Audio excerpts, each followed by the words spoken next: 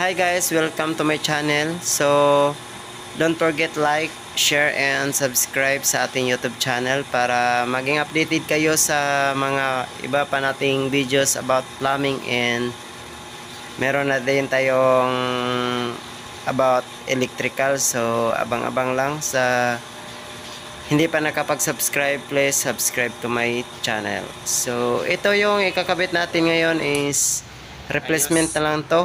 Kasi ito yung dati nila.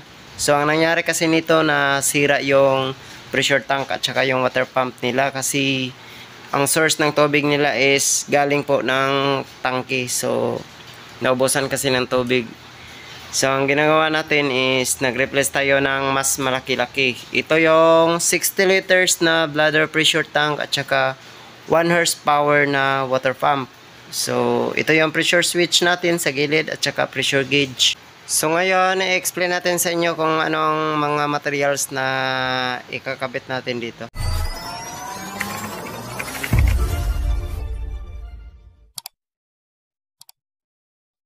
So, ngayon, direct to the point tayo sa main topic natin. Hindi ko na lang binibidyohan kung paano tanggalin yung dati nila dito. So, ito na lang yung ano natin. So, ganito lang siya ka-basic guys. So, naglagay tayo ng bulb, galing yan ng tangke. Doon humihigop yung motor natin. So, ito, naglagay tayo ng bulb suction. So, ang source pala ng tubig nila is bubon. Pero, meron na silang stock doon sa tangke kasi may bypass sila. So, ito. So, naglagay tayo ng suction elbow. Tapos, sa suction. Tapos, naglagay tayo ng male adapter na 1 inch. Para may kabit natin yung ating brass check valve. Tapos yun para doon na tayo magtanggal. Tapos ito ito yung motor natin. So 1 horsepower. So dito natin inilagay yung pressure switch sa gilid, kasi ito yung ano natin, yung sa kuryente na natin yan, sa auto natin yan. So dito muna tayo. So ito yung pressure gauge natin. So para mabilis makita o mabasa ng ating pump, so nilagay ko lang sa gilid mismo ng motor. So tatanggalin nyo lang yung dalawang tornilyo na maliit sa ano, yung 1/4, at saka doon nyo ikabit. Pwede naman kung wala kayong accessories dyan sa itaas. So ayan, papunta doon sa ito yung sa out na natin. Naglagay ito ng T, tapos bulb valve. I-open natin yan kung gusto natin maglagay ng tubig. Tapos yung T na yan, papunta na yan doon. Naglagay tayo ng union patinti para in case mag-trouble sa ating pump, doon na lang tayo magtanggal. Tapos bulb valve, tapos ito elbow, tapos union. Tapos nag-reduce tayo kasi 3/4 yung out. So yan yung pre-filter. So ito siya. Ito yung kabuuan ng setup natin. So bali yung pressure gauge natin, pag aabot siya ng 40, automatic mamatay yung ating motor.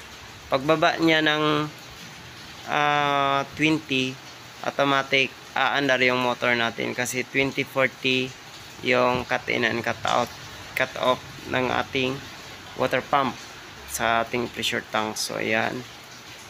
So ito pala yung susupplyan niya is laundry shop. So laundry shop, bali 8 ka-machine to ang dinadrive. So ang ginawa natin, nilagyan natin ng ano dito sa gilid para at least makita ng customer kung walang laman sa itaas, pwede niya patayin yung motor. Kung wala lang yung laman yung storage tank nila, so patayin niya lang yung motor. So ito lang siya guys. So yan lang.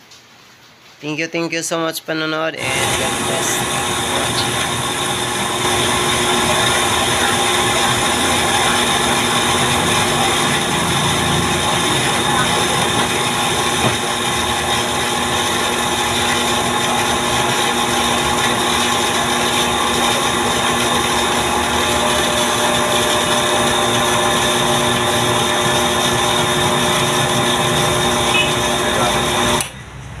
Ayos. So much, and God bless. Thank you for watching.